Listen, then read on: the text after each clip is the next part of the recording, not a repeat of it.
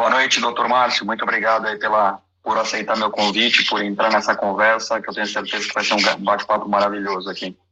Eu que te agradeço, Luiz. É um prazer estar aqui com você. Tá? Então vamos lá. Bom, primeiro fazer uma apresentação do canal para quem está entrando agora e que não conhece, né? O canal Salesin, a gente fala sobre inovação em negócios, principalmente focado a vendas. Então a gente fala tanto inovações tecnológicas quanto inovações de tendências de mercado, comportamentos, coisas que estão mudando no comportamento das pessoas para que elas possam produzir mais, vender mais e vender melhor, né? E esse tema especificamente, muita gente acha que ele não tem nada a ver com produtividade, né? Que ele não está ligado não está ligado à tecnologia, isso não tem nada a ver com inovação. E muito pelo contrário, né? Foi impressionante a adesão das pessoas quando eu fiz o comunicado dessa live, quando eu comecei a explicar sobre o tema que a gente vai abordar. E muita gente, principalmente quem tem negócios, né? E que é dono do seu próprio negócio, tem uma necessidade muito grande de se conhecer e entender o momento, né? Então, um dos vários assuntos que nós já falamos aqui, em termos de tecnologia, já falamos sobre drones, 5G, videocolaboração, segurança, site, domínio, comércio eletrônico, e-commerce. Então, assim, já falamos de tudo que foi parte tecnológica. Na parte comportamental, já falamos sobre soft skills, compliance, LGPD, liderança, já falamos sobre transformação digital. Na semana passada tivemos uma live muito bacana falando sobre Smart Cities, também envolve tecnologia, mas envolve muito comportamento. E hoje o nosso tema é a importância do equilíbrio emocional na vida e nos negócios, né? Obviamente, equilíbrio emocional na nossa vida já é super importante, né?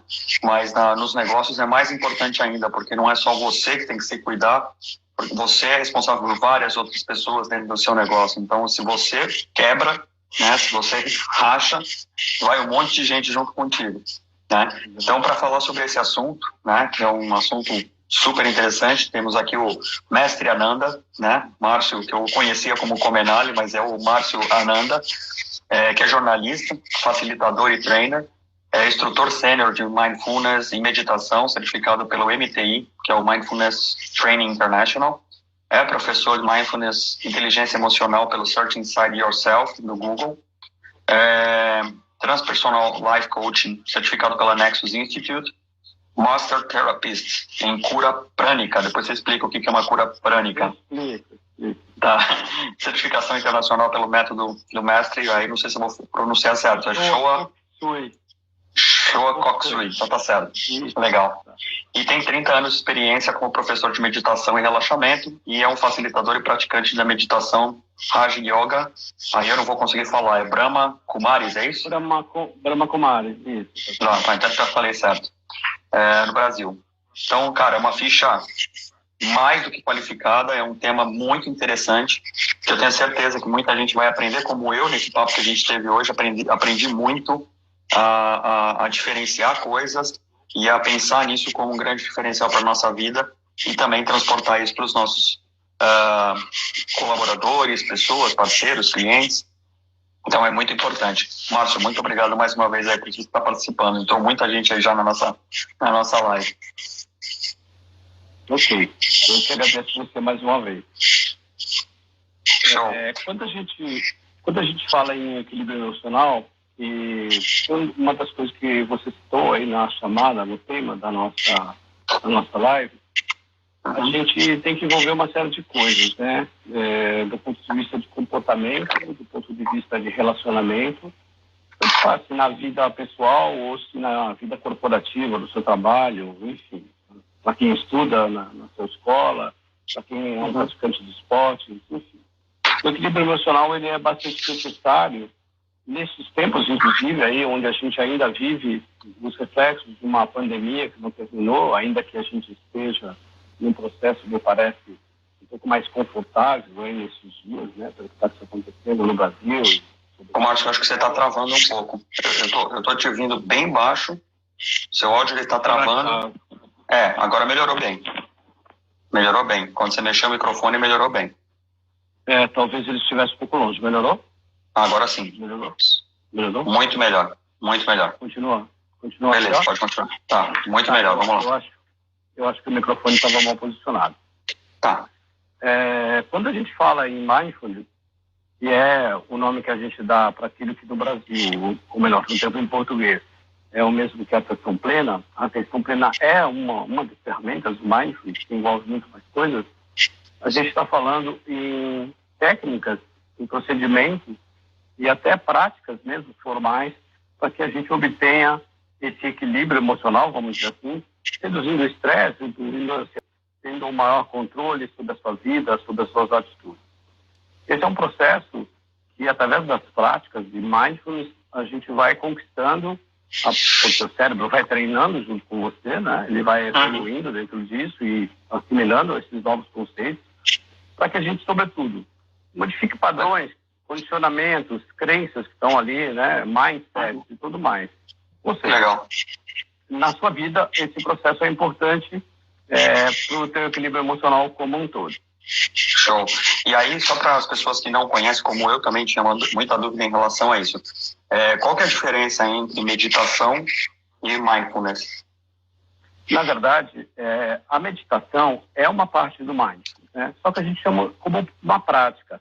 A prática do desenvolver o mindfulness, ou seja, a gente tem 8 formatos de meditações mesmo, mas que elas não estão relacionadas a nenhum tipo de devoção. São práticas meditativas onde você aprende a ter consciência sobre a sua respiração, sobre o seu corpo, sobre os seus pensamentos.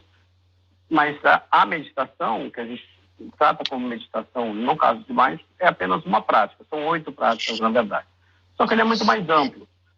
O mindfulness incorre em mudança de tarefas, aptidões, mudar formatos e padrões que você adquiriu ao longo da sua vida, né? Na verdade, se a gente pudesse definir um pouquinho mais o mindfulness, seria prestar atenção de propósito no momento presente. A gente falou em viver o agora, viver o presente, né?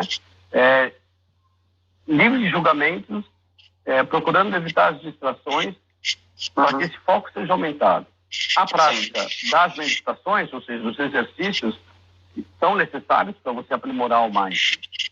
Mas é diferente de uma meditação como se costuma falar, a meditação que está, de modo geral, por exemplo, na Brahma Kumaris, a meditação Raja Yoga, um facilitador, ela é uma meditação devocional, onde você há um processo interior, de relacionamento com a alma, com a espiritualidade, tudo mais. Mindfulness, não. John Kabat-Zinn, que foi o cara que, vamos dizer assim, transformou o mindfulness numa coisa que pode ser aplicada para qualquer pessoa, que tenha devoção, que não tenha devoção. Ele transformou o que era uma meditação de origem budista, ele é budista, e lá nos primórdios até do yoga e também outras práticas budistas, já existia a prática do mindfulness, só que de forma devocional. E nesse modo que a gente está colocando aqui agora, a meditação, que é a sua pergunta, que a gente chama de meditação em mindfulness, na verdade é uma prática formal para que você aprimore as condições de você poder viver o presente, ter a atenção plena e conquistar todos os benefícios. Que legal. Quer dizer, então o mindfulness, ele utiliza técnicas de meditação, quer dizer, ele é um tipo de meditação, só que ele não foca no transcendental, ele não tem um fundo religioso, né? Perfeito, exatamente isso. As práticas estão focadas em você, no seu corpo e na sua respiração, principalmente. Você utiliza os seus 5 sentidos, em alguns casos, para, por exemplo, entrar em contato com aquilo que está acontecendo no entorno. É uma das práticas. No entanto, você não entra aquela história de fechar os olhos, ir para dentro de si, a minha alma, ou aqui o terceiro olho, o chakra, né? Ou o chakra. Não existe isso das práticas de mindfulness. Na verdade, elas são coisas bastante formais e que você faz, obviamente, de uma maneira que tenha uma certa tranquilidade, uma dedicação e tudo mais.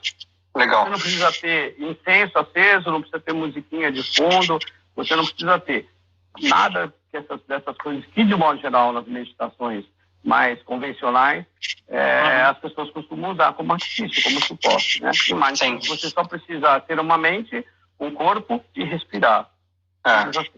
E se você parou de respirar, já não precisa mais. Já não precisa mais, exatamente.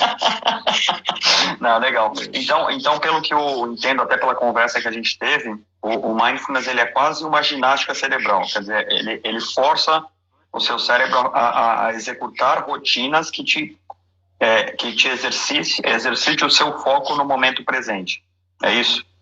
Então, vamos dar um exemplo bem simples, né? Você pode praticar o mindfulness através dessas meditações, vamos chamar formais, você pode praticar no seu dia a dia, para que você se torne mindful. Então, um exemplo bem fácil. Quando você toma banho, quando nós tomamos banho, nós temos um determinado padrão de comportamento ao tomar banho. Você entra no chuveiro, começa a se esfregar e tal.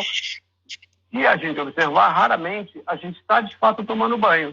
A nossa mente ou está pensando no que nós fizemos antes ou no dia, se for eu estou tomando banho à noite, ou no que eu vou fazer daqui a pouco quando eu terminar o banho, se eu vou tomar o café da manhã, se eu vou trabalhar, e N outros pensamentos, porque a nossa mente viaja.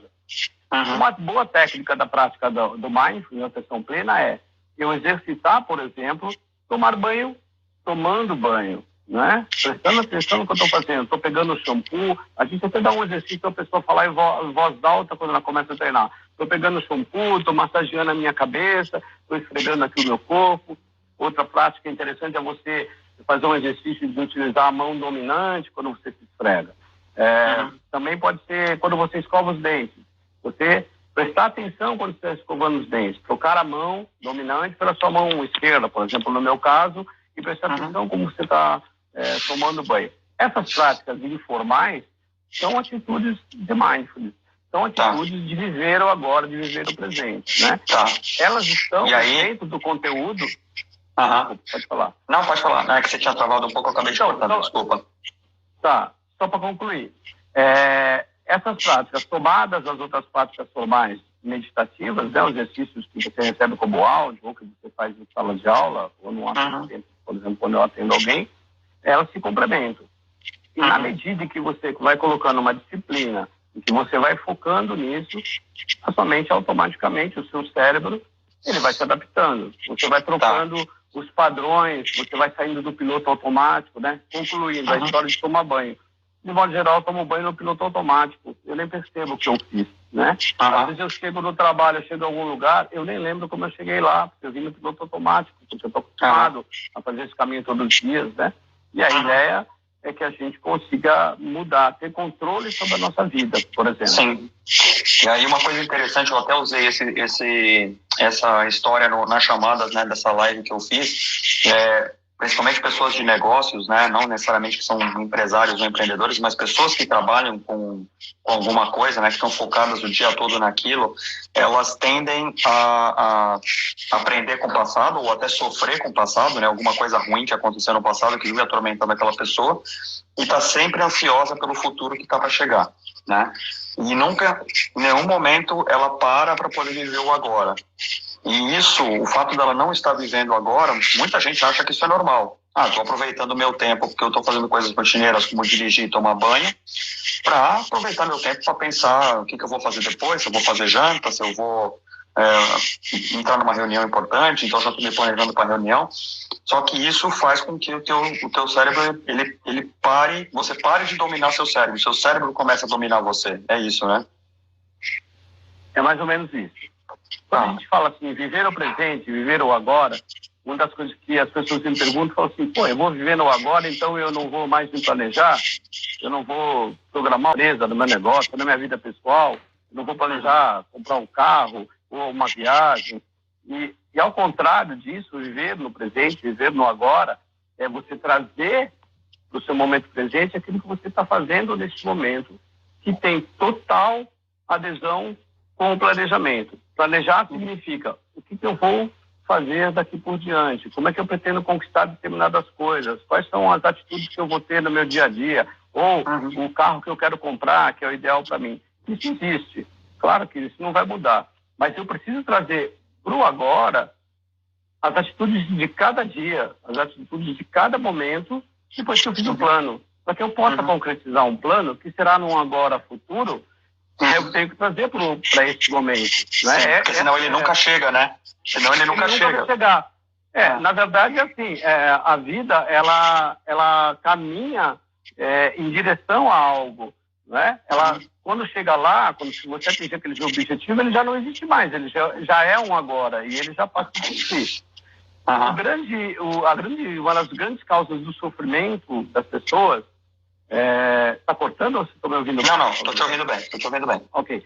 Uma das grandes causas do sofrimento das pessoas, que gera ansiedade, estresse, exatamente o que você falou.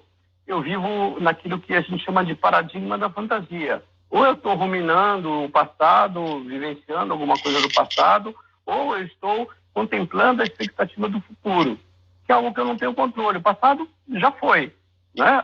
Posso ter referências positivas, posso ter tirado lições construtivas e tudo mais, mas eu não posso viver dele. Ele não pode servir, por exemplo, de justificativas do meu eventual fracasso, é uma palavra muito forte, mas para minha eventual falta de sucesso em alguma coisa. O passado não é futuro. Eu começo a criar uma felicidade condicionada. Então, aquilo que eu planejei, então eu quero comprar um carro X qualquer, pretendo comprar um carro X, vou comprar um carro X, deixa eu ver se é esse que me serve mesmo e tal.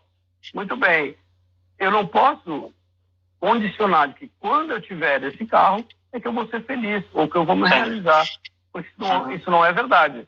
O que eu tenho que fazer agora, neste momento? O agora é o agora, é uma coisa bem simples, assim, aparentemente simples. Eu só tenho que viver uma coisa de cada vez. Eu tenho que aprimorar os meus propósitos, viver de propósito a cada dia, né? Viver com propósito, melhor dizendo, a cada dia, para que eu consiga ser mais feliz, que eu consiga ter um equilíbrio emocional, que é o que a gente estava falando. Ou seja, menos ansiedade, menos estresse, controle sobre a minha vida, né? Isso de forma resumida. E aí outra coisa que também, eu não sei se é um paradigma, se é uma associação indevida. Muita gente entende o mindfulness, até minha tia colocou aqui, né, como um relaxamento mental.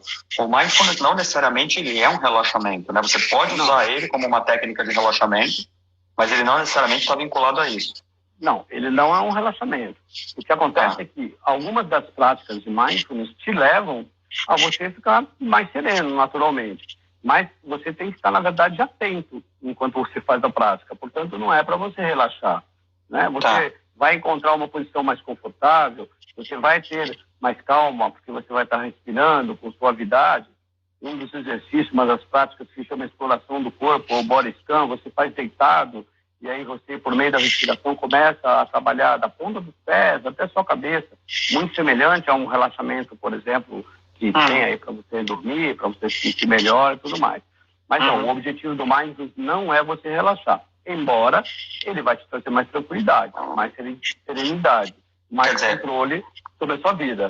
Quer dizer, o relaxamento então, ele está mais associado à meditação do que ao mindfulness. Totalmente. Na verdade, o relaxamento está associado à meditação, mas ele não precisa da meditação. Eu coloquei um relaxamento para você. Respire profundamente, vá agora mais fundo, vá relaxando os seus pés, as suas pernas, vá subir. É um relaxamento que você não precisa estar meditando. É só para que você tenha um pouco mais de serenidade. E quando eu faço uma prática de mindfulness, embora tenha algumas coisas que são semelhantes, o meu objetivo não é relaxar. O meu objetivo é ter controle sobre a minha vida, ter controle sobre meus pensamentos, tomar as minhas decisões de forma assertiva e diminuir os meus níveis de estresse, ansiedade, de dor, né? João Kabat-Zinn, quando criou o mindfulness, ele levou, na verdade, para um hospital.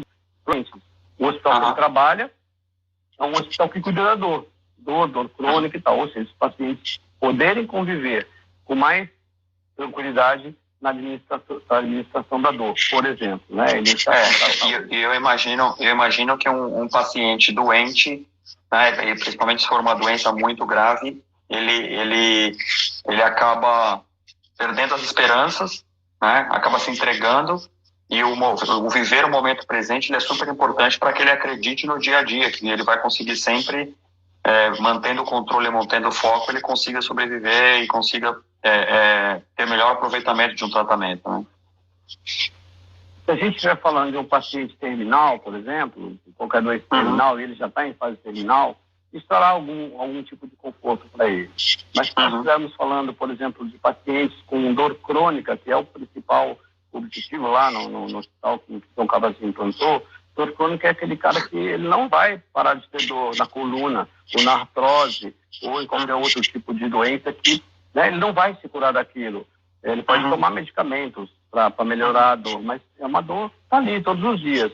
Quando ele faz a prática do mindfulness, ele consegue ter um controle maior sobre a dor. Como? A partir de alguns princípios. A aceitação, por exemplo, o entendimento de como as coisas acontecem. Quando a gente fala de aceitação, a gente está falando não de você se resignar ou achar que não tem mais jeito para as coisas. Estamos falando de aceitação quando você entende que as coisas são o que são. Então, se eu tenho uma dor, ou se eu estou com uma dificuldade qualquer na minha vida, no meu negócio, alguma coisa, eu preciso entender que aquilo é o que é. Inclusive que é uma coisa transitória, que existe a impermanência.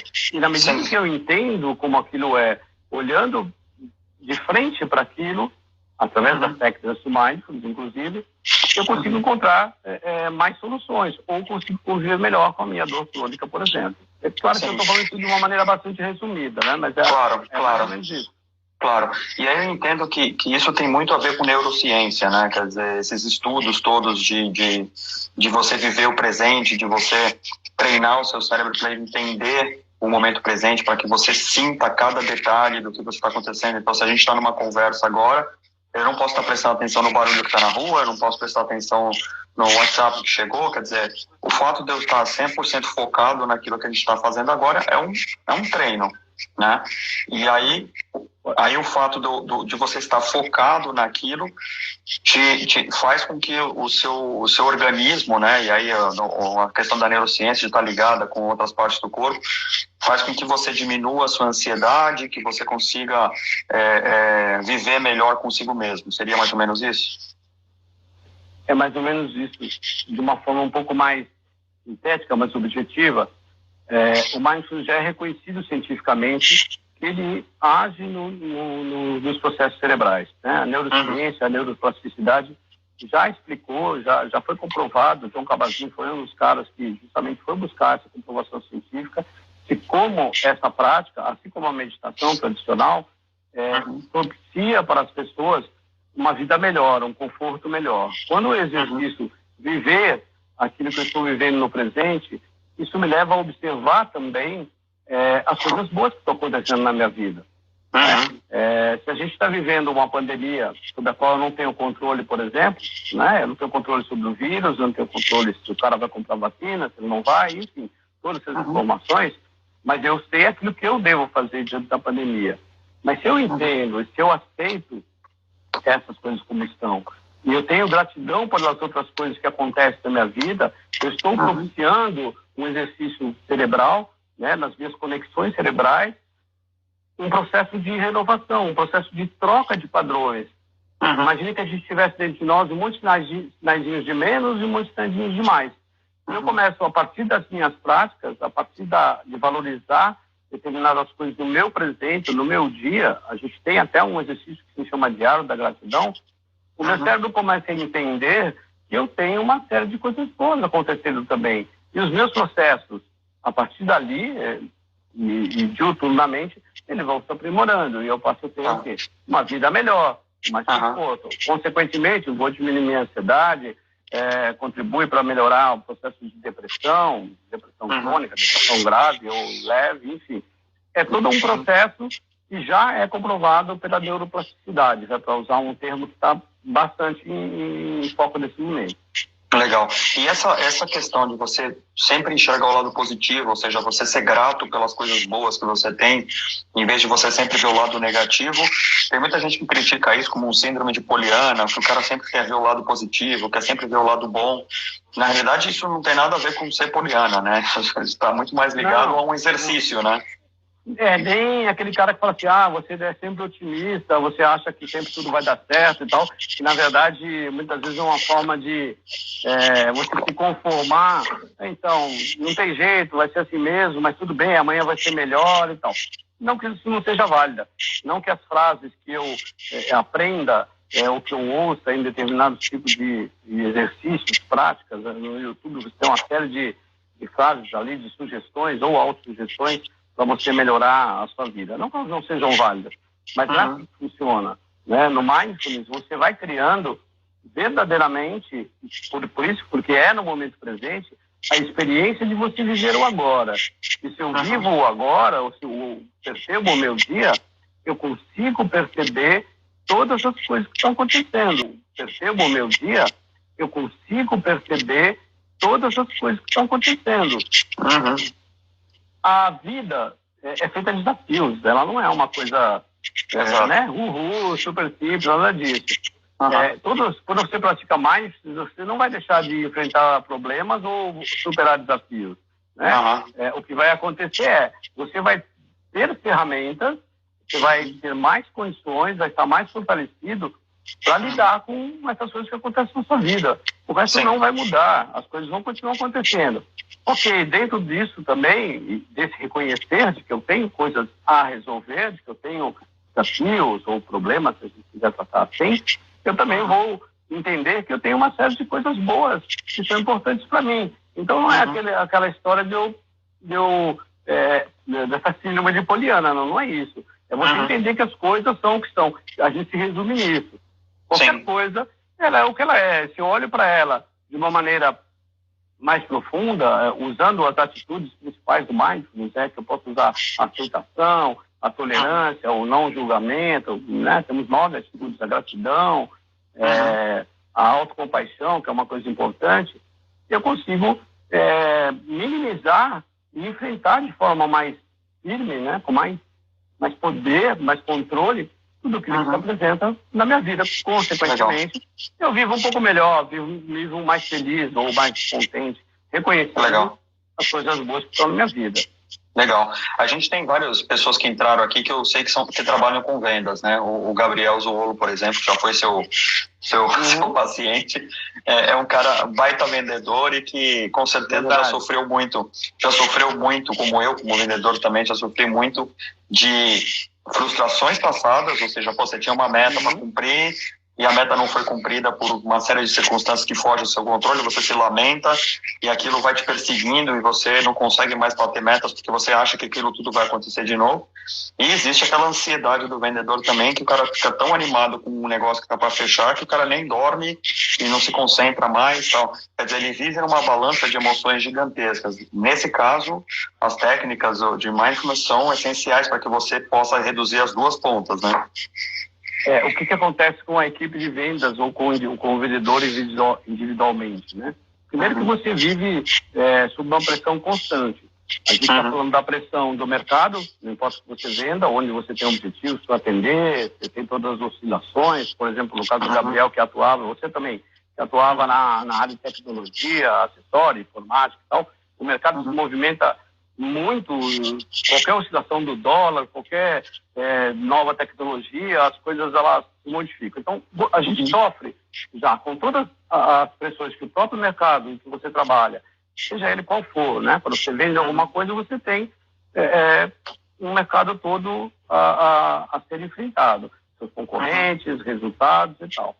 As outras pressões estão relacionadas às metas, aquilo que você tem que entregar, aquilo que você tem que justificar dentro da sua entrega, da sua empresa ou seu representante, não importa. E a terceira pressão é o quanto eu preciso ganhar ou o quanto eu pretendo ganhar, né? Que é, na verdade, um grande motivador, né? Quando quem trabalha com vendas e estabelece metas grandes, dependendo de como a pessoa atua e dependendo da técnica ou da experiência que ela tem, isso é um motivador. Então, se eu quero comprar um carro novo, se eu quero comprar uma casa, se eu tenho um objetivo, cara, eu preciso vender X para chegar naquilo. Qual é o problema disso? É que essa imposição de metas, essa pressão que você sofre, externa e interna, vão te trazendo um grau de ansiedade muito grande, vão te trazendo um grau de estresse muito grande.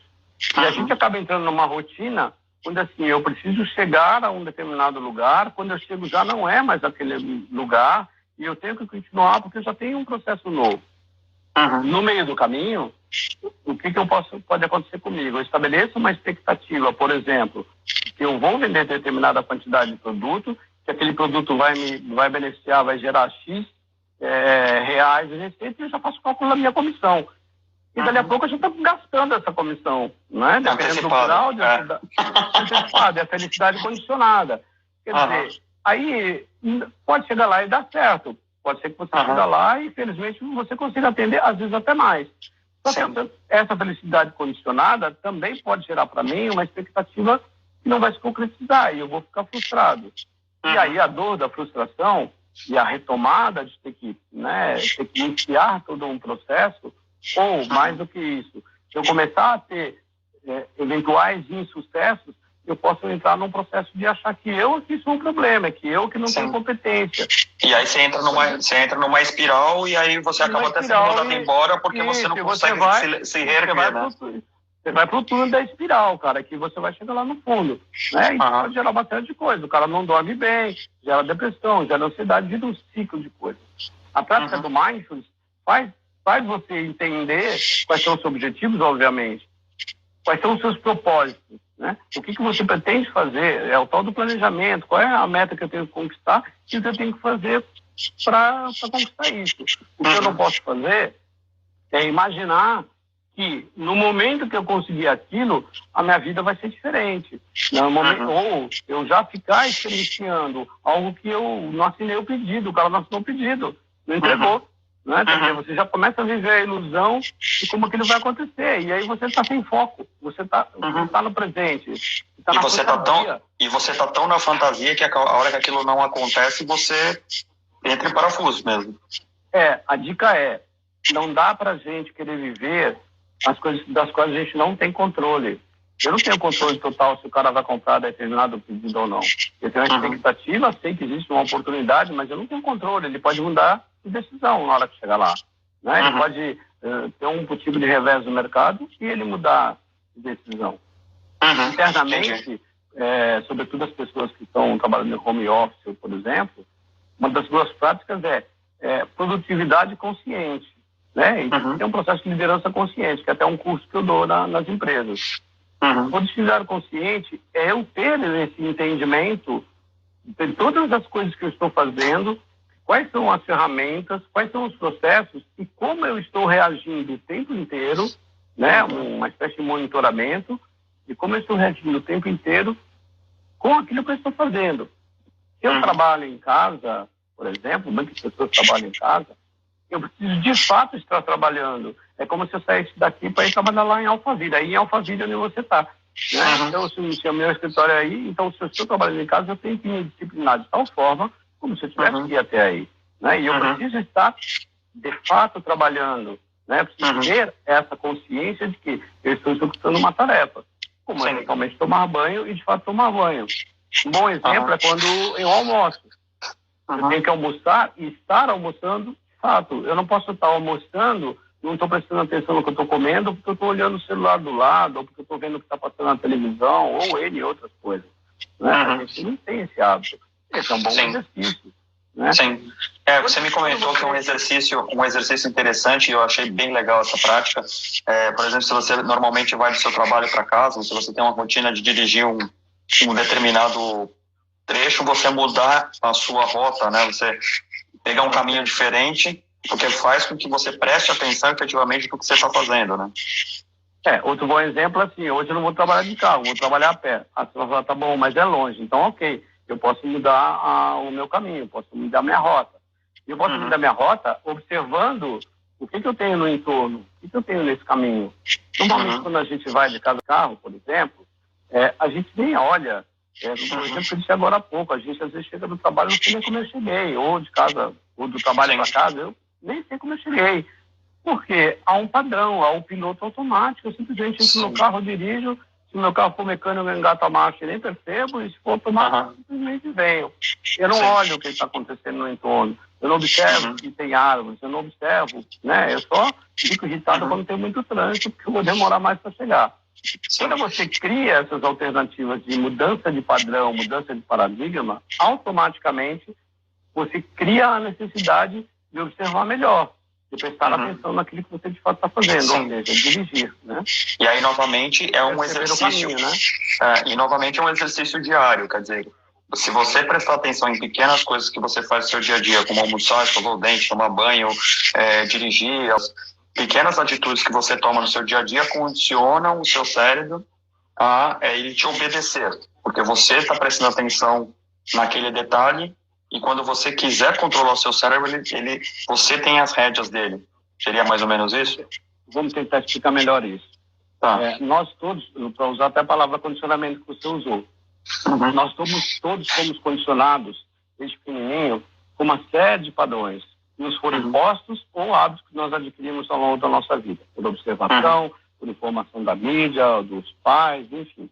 Nós reunimos dentro de nós uma série de comportamentos / padrões que fazem com que a nossa vida exista, que formam todos os recursos da minha vida pessoal, dos meus relacionamentos, interações, do meu trabalho, de como eu trabalho, enfim. Eu tenho uma série de comportamentos e padrões que comandam a minha vida. Né? Nem sempre eu tenho esse controle. Quando eu tenho esses padrões estabelecidos, eu não tenho controle sobre eles. Eles continuam controlando a minha vida. Naturalmente, muitos deles são bons, mas existem outros que estão se repetindo e que eu não estou conseguindo me livrar deles. É um exemplo de quando as pessoas sucessivamente não têm sucesso em determinadas atitudes. E ela fala, eu sou um fracassado, ou eu não consigo.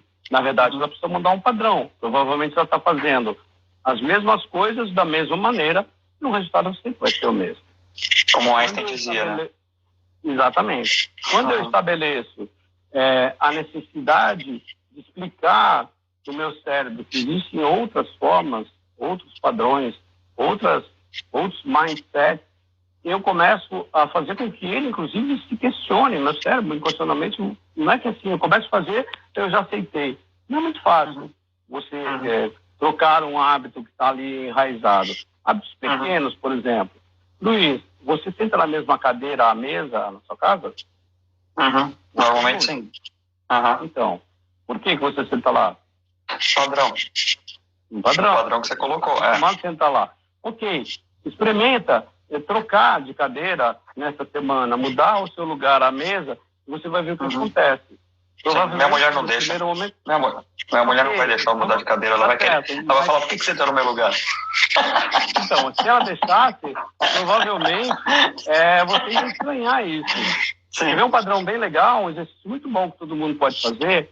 Quando você entrar no elevador, pegar um elevador, você morar em prédio, tem outras pessoas no elevador, ao invés de você ficar como elas, de costa, fique de frente olhando para elas para você ver o que vai acontecer com as pessoas e com você mesmo. Porque você tem um padrão de comportamento e tal, e que você pode ir testando. E essa quebra de padrões estimula o seu cérebro também a produzir, a focar no agora, né? Exatamente. Você tem o controle do que você está fazendo. Né? Então, se eu mudo uma determinada atitude, eu tenho o controle do que está fazendo. Se eu me habituo a deixar as coisas melhor do que estavam, uma coisa está fora do lugar, por exemplo, ou se eu estou passando na rua e tem um lixo no chão, eu jogo ele no cesto de lixo, sem julgamento. Qual é a diferença de eu pegar um papel que estava no chão e jogar no cesto de lixo, para eu pegar o papel que estava no chão para jogar no cesto de lixo e falar assim, porra, mas esse cara que jogou aqui era um baita de um porco, hein? Nem para jogar o cesto de lixo aqui do lado. Eu entendo o processo de julgamento. Não fazia uma diferença para mim. Eu só preciso ter a consciência seguinte, eu posso deixar melhor do que estava. E eu tenho uma atitude, naquele momento, de, por exemplo, jogar o lixo naquele cesto, ou deixar a coisa no lugar. São poucas coisas. A gente percebe que a gente não se dá conta. Sim, essa palavra que você falou, né, que a gente, na conversa que a gente teve hoje, eu achei essa questão super interessante. O mindfulness, quando você entende que você está fazendo uma atividade, né, e você está concentrada no momento atual, o fato de você querer entregar ela melhor do que você pegou, faz com que você preste atenção naquilo que você está fazendo. Né? Você estava me falando do exemplo de você tirar o leite da geladeira, né? Tem muita gente que tira o leite da geladeira e deixa ele fora. Ou pega a garrafa d'água que está na geladeira e deixa ela fora. Se você está focado no momento e você está produzindo, né? Você está focado no agora, você vai pensar o seguinte, todas as atividades que eu fizer, elas têm que ter um resultado melhor do que eu encontrei. Então, se eu peguei uma garrafa de água da geladeira, eu tenho que devolver ela para a geladeira, não só devolver, mas eu tenho que também encher ela, ou eu tenho que limpar onde eu molhei, ou eu tenho que fazer... Por exemplo, isso faz com que você foque no agora, né? Isso, além de você focar no agora, essas atitudes, por exemplo, você está citando esses exemplos de desorganização, hábitos, né? Tem gente que está acostumado a fazer assim, que a mulher dele vai lá depois e bota na geladeira. No começo ela reclamava, depois ela não reclama mais, está acostumado, desculpa, o fone aqui caiu. Faz com que você também tenha uma atenção com o outro. E essa é outra preocupação, né? Eu preciso aceitar o outro como ele é, mas eu preciso me aceitar também, mas eu tenho que contribuir para que haja harmonia entre os opostos, inclusive, né? Eu deixar o leite pegar o mesmo exemplo, a garrafa d'água. O pé da garrafa d'água eu gosto mais. Eu vou lá, pego a garrafa d'água na geladeira, tomo um copo, o suco, seja o que for, largo ela em cima da pia, e mesmo que eu leve ela para a geladeira, eu não abasteço de água novamente. Né? Eu deixo de pensar que uma outra pessoa, ou eu mesmo, quando for pegar água proximamente, agora a garrafa vai estar vazia. Né? E aí você tem duas coisas. Você tem a prática da atenção plena naquilo que eu estou fazendo, tomando água, e eu tenho um exercício de retornar com essa água dentro da garrafa, né? E ao mesmo tempo eu estou tendo o quê? Um entendimento de que eu estou preocupado, né? A empatia é uma das razões disso, com a outra pessoa. Isso, de modo geral. Né? Exato. E foge daquela história. Eu aceito o outro como ele me aceita como eu sou. Mas isso não me dá o direito, por exemplo, de abusar, de extrapolar isso. Né? Esse entendimento, eu tenho que ter compaixão, inclusive, com a outra pessoa, dependendo da situação, é muito importante. Com certeza. Um grande benefício do Mind. A Adriana fez um comentário, que também é uma excelente vendedora, já foi compradora também, ela já teve dos dois lados da cadeira. Ela falou, nós andávamos tão no automático que nem víamos nada ao nosso redor. Quebrar esse padrão, o fato da pandemia ter surgido, pelo menos fez a gente quebrar esse padrão, né? Porque você está tão sozinho, está tão focado no seu, trabalhando em home office, que você precisa começar a se olhar mais, né? Porque se você estiver no automático o tempo todo dentro da sua casa, você perde o foco muito rapidamente, né? Você vai se levantar para tomar uma água, daqui a pouco você parou para ver televisão, você deitou no sofá, tirou uma soneca e tal, e aquilo que era o seu foco para você produzir mais e trazer paz, paz interior, saúde mental, essas coisas todas, elas deixam de existir, né? A pandemia vai deixar alguns legados interessantes. Alguns que a gente já está experimentando. Vamos lembrar que, de modo geral, quando ela não existia, quase todo mundo estava sempre buscando mais tempo para fazer alguma coisa, trabalhava, mas olha, não consigo não dar tempo de ir na academia, ou de ir no parque, ou de dar atenção para minha mulher, para meu marido, para meus filhos, tal. Eu sempre tinha uma justificativa que eu não tinha tempo.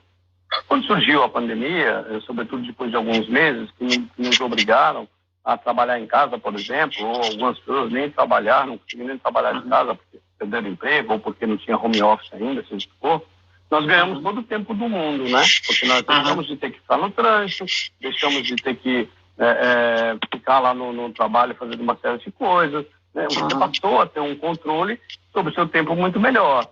Em alguns casos, quando diminuiu, por exemplo, a quantidade do serviço, diminuiu a demanda, vamos dizer assim, a pessoa começou a ter tempo de sobra. E aí, quando isso aconteceu, qual foi a grande dificuldade das pessoas de modo geral? Eu tive que mudar um padrão, tive que viver de uma outra maneira, e não houve um processo de aceitação. E se eu olhar bem, na verdade era tudo que eu queria. Muitas pessoas você ouviu falar que comentam alguma coisa assim, talvez até próximas de você. Poxa, quando acabar a pandemia, eu tô louca para te dar um abraço, vovó, mamãe, ou titio, seja o que for, tô louca para dar um abraço em você. E aí você olha para aquilo e fala assim, mas vem cá, você estava dando um abraço antes da pandemia? Ou é só agora? Né? Quer dizer, você passou a arranjar uma justificativa até para os seus sentimentos, o que não é verdade. Esse é outro processo. Eu tenho que entender as coisas e aceitá-las diante da verdade dos fatos, diante de como são. Para entender, inclusive no caso da pandemia, o que eu não estava fazendo antes e que de repente agora eu acho que eu devo fazer. E aí, quem sabe, né, quando acabar a pandemia, eu vou mudar minhas atitudes e vou abraçar todo mundo. Talvez. Isso pode ser muito positivo. Um comentário que eu queria fazer aqui, até testemunho meu, né? Eu comecei a conhecer Mindfulness por orientação médica, né? E eu imagino que você tenha médicos que indicam os seus serviços, né, como tratamento. No meu caso, me surpreendeu, né? Porque o médico que eu faço avaliações rotineiras, né, uma vez a cada ano, uma vez a cada 2 anos, numa época que eu estava num estresse absurdo, assim, que não dormia direito, né, não me alimentava, estava num nível de estresse muito alto. O médico me receitou uma série de medicamentos, vitamina, não sei o quê, e numa folhinha à parte ele colocou, você compra esse livro aqui de Mindfulness que tem um CD para você ouvir, na época só tinha o livro em inglês e o CD em inglês, e eu comprei aquilo e comecei a entender realmente a importância de você viver o momento presente, né? E na época, não sei se o entendimento é esse mesmo, na época o que eu entendia, fazendo uma análise muito paralela aos ditados populares, é que a cabeça vazia é a oficina do diabo. Quer dizer, se você não foca no teu momento presente, se você não treina a sua cabeça a pensar naquilo que você está fazendo no momento presente, você vai estar pensando ou nas besteiras do passado, ou vai estar ansioso com o futuro. É isso? Não sei se está correto esse entendimento. Está correto, sim. O que a gente precisa entender é o seguinte: a quantidade de pensamentos inúteis que nós temos ao longo do dia e ao longo da nossa vida é imensa. Nós nos perdemos em pensamentos inúteis, boa parte, 70% dos nossos pensamentos hoje são repetitivos, 60% ou 70%. É isso. Seu microfone está falhando, Márcio. Começou a falhar de novo. Coloca mais perto. Melhorou? Melhorou, tá, desculpa. Então, assim, a quantidade de pensamentos inúteis ou pensamentos repetitivos que nós temos ao longo do dia é enorme. Os pensamentos inúteis tomam conta da nossa vida e eles geram um processo de sucessivos, né, que vão se ampliando. Imagina, você encontra uma pessoa em algum lugar, numa rodinha de amigos, que está falando da vida de alguém, determinada pessoa que vocês conhecem. E dali a pouco, isso vai se ampliando. Se você estiver falando uma doença, o outro está falando, nossa, mas a minha avó também tem, e você não para. Pensamentos inúteis, que não levam a absolutamente lugar nenhum, de modo geral. Quando eu estabeleço determinadas práticas a partir do mindfulness, eu vou falar um pouquinho do livro que você comentou, eu começo a ter a disciplina de ter um treinamento e uma disciplina. Eu começo a ter a disciplina de ter um treinamento e uma disciplina diária, né, na verdade, esse é o ideal, onde eu começo a colocar as informações que me interessam para dentro. Essa é a mudança. Eu coloco as informações que me interessam, né? Uma pergunta bem assim, que eu costumo fazer para pessoas: o que realmente importa para você na sua vida? Bom, as pessoas não sabem o que realmente importa, mas no quê? Qualquer coisa, no seu trabalho, na sua casa, na sua vida, o que realmente importa. E o mesmo ocorre com os pensamentos. Quais são os pensamentos que de fato me importam? Quais são os pensamentos que de fato me trazem benefício? A gente não para pensar nisso. Por quê? Porque a gente simplesmente vai no viaja. Padrão. A gente vai se levando, vai viajando, não tem o controle. O Mindfulness te propicia isso. Falando do livro que o seu médico te recomendou, provavelmente um livro que falou para você fazer um curso de Mindfulness em 8 semanas, que é um protocolo, onde a cada semana você desenvolve um tema que é acompanhado de uma prática de áudio diária para cada semana. E aí você desenvolve. Esse é o protocolo de um curso, por exemplo, que a gente dá de mais de 8 semanas, para turmas ou individual, onde a pessoa recebe os principais fundamentos, ou seja, os protocolos de 8 formatos de práticas de mindfulness, que incluem inclusive práticas de mindfulness andando, caminhando, etc. E a partir dali, outras práticas informais, que são esses exercícios, por exemplo, de falar para você escovar os dentes com a mão esquerda e ver o que acontece, observando, né? Então, o livro te dá essa receita. Ele te dá um conteúdo teórico, a partir do livro, com exemplos, normalmente citando pessoas até que estavam passando por determinada coisa, e te dá um áudio de apoio para você praticar. Num curso presencial, ou mesmo num curso online, não é diferente quando você fala de um curso de 8 semanas. Né? Legal. Que te fundamenta e te prepara para seguir alguma coisa. Mas você tem outras coisas, que é um mindfulness terapêutico. Porque quando termina o curso, o cara fala assim para mim, legal, e agora? O que eu faço? Né? Bom, coloca na prática tudo que você aprendeu. Estou colocando na prática. Mas nem todo mundo tem essa capacidade de dar continuidade quando ele não tem alguém guiando, vamos dizer assim. E aí o cara quer continuar de alguma maneira. E aí você pode implementar outras coisas melhores para ajudá-lo, por exemplo, um acompanhamento. Um acompanhamento, tomando outras atitudes, enfim, dando um suporte para ele, para que ele consiga continuar. Em outras situações é só o mindfulness terapêutico mesmo. O cara está num processo de ansiedade tão grande, síndrome de pânico, não está conseguindo controlar, e ele te procura e fala, olha, eu não sei para onde eu vou. Né? Quer dizer, eu não consigo mais ter o foco naquilo que eu gostaria. E esse eu não sei para onde eu vou acontece muito no trabalho. Muitas vezes você está diante do computador olhando determinada coisa e fala assim, cara, por onde eu começo? Né? Isso já é um processo de ansiedade grande. Quando você está estressado, acontece isso. Por onde eu começo? Né? E aí é a hora que você tem que olhar para dentro, respirar, fazer uma meditação, uma prática de 3 minutos, só inspirando e expirando. possivelmente quando você terminar, isso qualquer um pode fazer, você vai saber por onde você deve começar. Você volta para o teu centro, né? Você volta para o centro e foca no negócio. Isso é muito legal. Eu queria entender, a gente já está chegando nos nossos minutos finais aqui. Antes da gente acabar, eu queria que você desse as 7 dicas que você comentou comigo, mas eu queria fazer uma pergunta antes aqui sobre a conexão entre o mindfulness, né, a atenção plena e a inteligência emocional. A inteligência emocional é um tema que está sempre em voga, é uma coisa que é um dos termos de modismo, né, onde muita gente fala sobre inteligência emocional. Qual que é a ligação entre as duas coisas? Quando você utiliza os processos da prática de mindfulness, né, aplicadas à inteligência emocional, você tem uma produtividade muito maior, você tem um resultado muito maior dessa compreensão de como utilizar a inteligência emocional. Porque você começa a quantificar e você começa a inserir dentro do seu conteúdo emocional, vamos dizer assim, todos os benefícios que o mindfulness traz associados a essas práticas de inteligência emocional. O Search Inside Yourself, que é uma das formações, eu tenho uma formação de professor nível 1, que é uma ferramenta que foi criada pelo Google, soma exatamente mindfulness com inteligência emocional e é aplicado sobretudo nas corporações, que são os objetivos principais.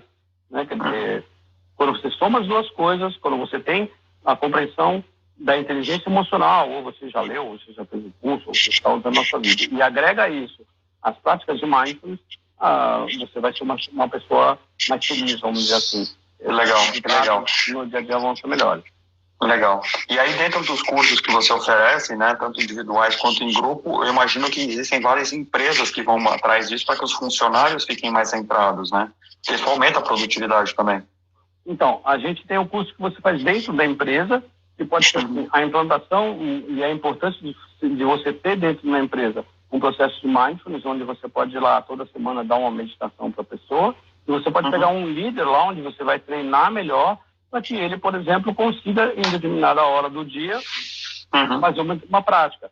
Aquela coisa assim, de parar naquele momento mesmo e fazer uma meditação. Algumas empresas, por exemplo, tem aquela tal da sala de descompressão, né? Que é uma coisa muito comum na área de vendas, né? Na telemarketing, o cara está alucinado, estressado, e tem a sala de descompressão. Bom, você pode ter a sua sala de meditação também, para que você faça uma prática de mindfulness. Para que você, vá aprimorando e você tenha o controle no resultado. Um colaborador menos estressado, um colaborador mais consciente, né, da atividade do que ele está fazendo, um colaborador que esteja mais condicionado, entre focado naquilo que ele de fato tem que fazer, ele vai ser mais produtivo. E, além disso, ele vai te dar menos problemas, né, de falta, ou, por exemplo, de não executar as tarefas como devia. E a outra coisa que a gente faz é um curso de treinamento de liderança consciente, onde você pega os líderes de uma organização, eu já fiz isso na área de hotelaria, por exemplo, algumas vezes, para mostrar para o cara quais são as coisas que ele pode ter, primeiro inserida dentro dele, que vão favorecer o relacionamento dele com os liderados. Para que quebre, vamos dizer, aquele paradigma de que o chefe sempre é aquele cara que, está afim de me sacanear, de me prejudicar, de pegar no meu pé. Ele passa a ter um olhar diferente sobre o seu liderado, por exemplo, porque ele está aplicando na própria vida. Né? Ele tem esse entendimento. Então, aí é um processo do cara aprender isso, de fazer, por exemplo, esse treinamento, e posteriormente ele vai passar isso no dia a dia dos liderados. Legal. E dentro do ambiente corporativo, a prática do mindfulness, né, as práticas direcionadas para essa parte de atenção plena, elas têm que ser sempre, elas têm que ter continuidade, elas têm que ser implantadas e passar a ser parte da organização. Muitas empresas hoje estão tomando consciência disso, né? Já tem. Né? Se eu fosse citar empresas grandes, eu posso citar o Google e outras empresas de TI, principalmente fora do Brasil, também no Brasil, já fazem muito isso. Mas na área de hotelaria, por exemplo, tem muita gente que está aprendendo a fazer isso com pessoas da linha de frente, por exemplo, né? Como você se relacionar. Na área de vendas, eu estou em dias de entendimento para fazer um treinamento por uma empresa. Talvez você conheça a Officer, né, que foi uma investidora e tal, e a gente está tendo entendimento só para poder dar uma formação de capacitação de consciência mesmo, de possibilidade de consciência. Né? Porque os caras estão o dia inteiro ali no telemarketing tentando vender alguma coisa. Estão conseguindo os resultados. A gente que trabalha com vendas tem um ditado quase um mantra, né? A gente fala assim, que Deus me dê paciência, porque se eu pedir força, eu bato no cliente. Exatamente. É bem provável. É isso mesmo. Mas a vida traz muitas lições também interessantes, né? Que a gente passa na nossa vida, né? Eu acho que Exato. E a Ana está fazendo um comentário, a Ana Maria Gonzalez, que entrou aqui na nossa live logo cedo, e ela trouxe um ponto que você citou lá no começo, que é super interessante a gente recapitular para quem não pegou no começo. Ela fala: aceitação não é resignação. Entre outras coisas, deve ser interessante, que as coisas são como são. Muito bom. Então foi um comentário bem legal que ela colocou aqui no começo da nossa live. E aí, para a gente terminar, você tinha comentado comigo que existem 7 dicas que você pode seguir para poder se concentrar ou para poder desenvolver melhor o mindfulness no seu dia a dia. Você não precisa ser um praticante de mindfulness, né? É uma coisa que, a partir desse momento, você pode querer saber um pouco mais, mas tem algumas coisas muito interessantes. São dicas de como você consegue viver no agora. Como viver no presente diante de tantas coisas que acontecem na sua vida. Aliás, lá no meu Instagram, eu coloquei lá 7 dicas para você viver no presente. Eu coloquei 2 hoje, né? E vou colocar as demais amanhã e depois da manhã, porque são 7 dicas. Legal. Mas vou falar delas aqui um pouquinho, né? Vou até ler aqui para não falhar. Então, uma das dicas legais para qualquer pessoa, para você viver mais no presente, é falar em voz alta o que você está fazendo. Aí eu dei o exemplo do banho. Né? Estou pegando o shampoo, estou massageando a cabeça, né?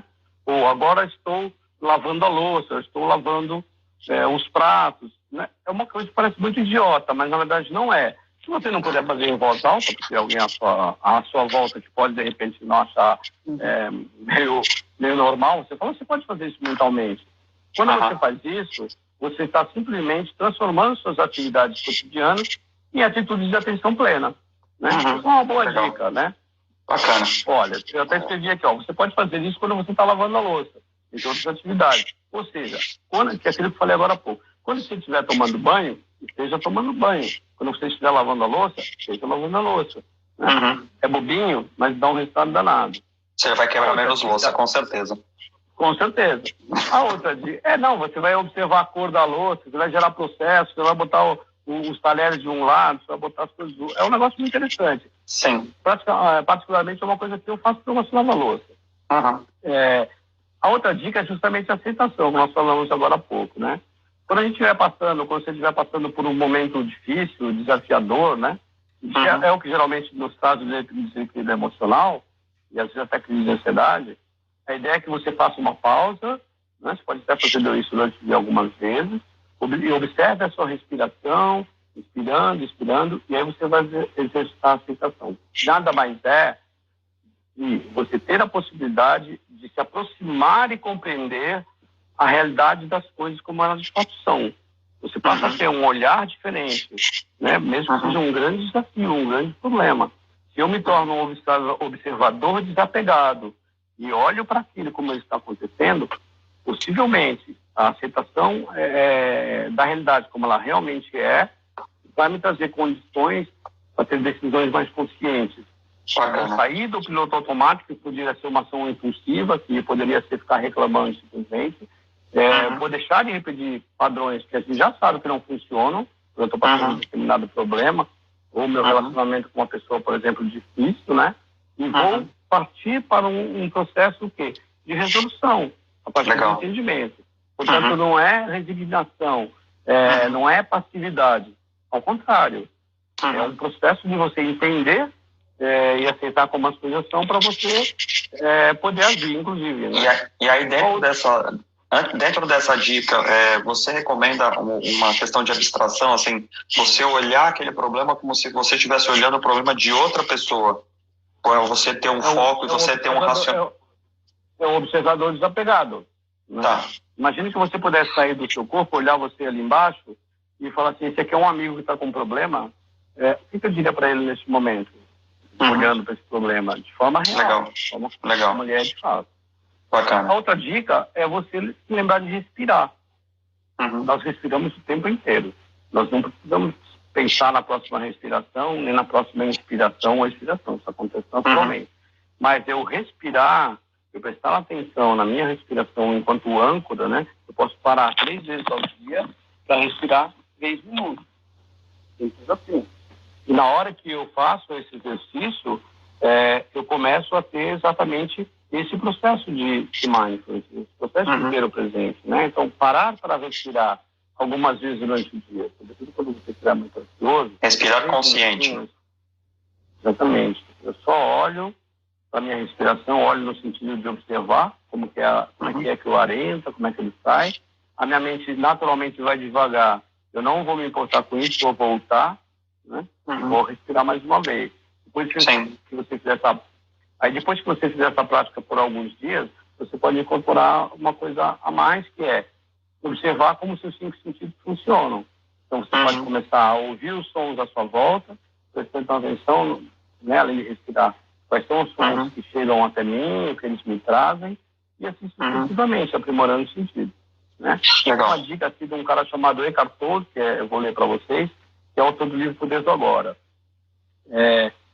Você observar a luz, as formas, as cores, as texturas, sentir a presença silenciosa de cada coisa, perceber o espaço ocupado por essas coisas, escutar os sons, não os classificar, né? Então, se fosse o som do avião, não precisa pensar, é um avião, né?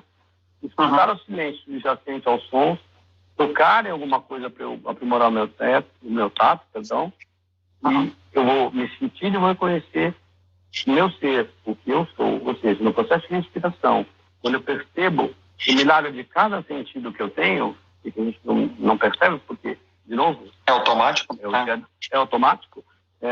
Eu começo a ser mais consciente que tem o legal. Eu passo a ter um controle, né?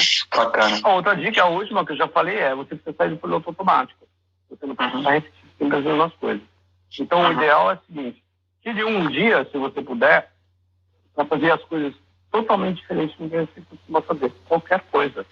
Legal. Então, você faz totalmente diferente. Se você puder tirar um dia para fazer isso, um sábado, um domingo. Que show. Algumas horas durante o seu dia, né? Que show. A positividade consciente, que sobretudo se aplica nas empresas, né? É onde você nada mais é do que um estado de espírito portátil, né? E nós aplicamos nas tarefas do nosso trabalho, fazer o que de fato nós estamos fazendo. E por último, é a própria atenção plena, né? A importância da atenção plena no dia a dia. Você nunca fez nada disso? Por onde começar? Uma boa ideia seria você começar pelo começo mesmo. Você só precisa sentar, não precisa sentar em posição de lótus, só precisa ficar um pouco confortável, ver se o corpo está confortável e respirar. É isso. Respirar, foco na respiração, 3 minutos. Respira. 3 minutos. Você pode começar por aí. Pronto, você já começou a meditar, já começou a praticar o mindfulness. Legal. Um exercício que eu vi nesse livro, que eu pratico até hoje, principalmente quando eu estou com dificuldade de dormir, né? Eu não pratico para dormir, mas eu pratico para poder relaxar, né? E centrar, né? Esse exercício da respiração que você falou, né? De você ficar prestando atenção no ar entrando, no ar saindo, muitas vezes você divaga, né? E a sua cabeça, ela divaga porque a sua atenção na respiração ela é muito simples. Então... É natural ela divagar, né? Exato. E aí o exercício que eu pratico até hoje, né? Desde muito tempo, é você criar complexidade nesse processo, mas não complexidade de deixar difícil. É você colocar coisas adicionais na respiração. Então, você puxa o ar com uma cor, quando você solta ele tem outra cor. Quando você puxa o ar ele tem cor e um cheiro, quando você solta ele tem outra cor, outro cheiro. Aí você começa a ver isso envolto numa luz, quer dizer, você vai colocando um monte de complexidades que a sua cabeça ela está tão focada naquilo que ele não divaga mais, né? Você pode adicionar palavras ou você pode fazer uma contagem regressiva, né? Eu inspiro e expiro, 300, 299, 298. A tendência é que você perca a contagem. Não tem problema, você volta de onde você consciência parou, né? Legal. E você vai inspirando e expirando. Certamente. E esse é muito bom para você fazer antes de dormir, inclusive, né? Não você deitar para é quase contar um carneirinho, mas é mais... Isso, é quase contar um carneirinho somado à consciência da respiração, é isso mesmo. Que show. Adicionar por palavras também é uma coisa muito legal. Show. Tudo isso, todas essas dicas que o Márcio passou, até sexta-feira vai sair o artigo com a íntegra dessa live, né, o vídeo inteiro do que a gente conversou. Aí vão estar essas dicas escritas. No artigo vão ter links para o curso do Márcio, o Instagram dele, página dele no LinkedIn, site, todos os links, inclusive vídeos, arquivos de áudio, caso você queira compartilhar com o pessoal aqui. Tudo vai estar no artigo, então vocês podem se conectar com o Márcio, podem conhecer um pouco mais do tema, seguindo ele nas redes sociais, e é muito bom. Queria agradecer muito aí os comentários das pessoas, né? Muita gente elogiando aqui, a minha tia falando, a minha tia Soninha falando, eu sou assim, focada no que eu faço. E isso é muito bom, isso faz com que a nossa mente realmente... já nasce assim, né? E mantém, né? Exato. Então, assim, e aí, a Ana falando, observador desapegado, né? Outra muito boa. Então, assim, foram dicas fantásticas que o Márcio passou, né? Agradeço muito as pessoas que participaram, né? Agradeço principalmente ao Márcio pela aula, né? O mestre Ananda, eu não estou acostumado a chamar você de mestre Ananda. Não precisa. A gente se conheceu em outro mundo, né? Numa vida pregressa, então para mim o seu nome ainda é outro. Mas, cara, muito obrigado pela aula. Tenho certeza que as pessoas que participaram aprenderam muito, vão começar a refletir mais sobre o momento presente e vão começar a seguir teu conteúdo, porque realmente é muito relevante. Luiz, eu que agradeço a você pela oportunidade, agradeço a todo mundo que participou. Eu vou tornar disponível um áudio dessa prática de mindfulness, sobretudo essa mais simples de respiração, que é muito fácil para as pessoas fazerem. É um bom início. E aí, se as pessoas quiserem mais informações ou quiserem falar comigo e tal, elas podem ficar à vontade, vão ter meus contatos lá e tudo mais. Tá bom? E a gente pode explorar um outro tema daqui a algum tempo. Com certeza. Porque é um negócio tem muita coisa. Tem muita coisa. Aqui, tá bom? Legal. E aí, só para fazer o convite para as pessoas que estão aqui, que queiram assistir a live da semana que vem. Legal, gente. Obrigado. Obrigado, e gente. até semana que vem. Obrigado por tudo. Até.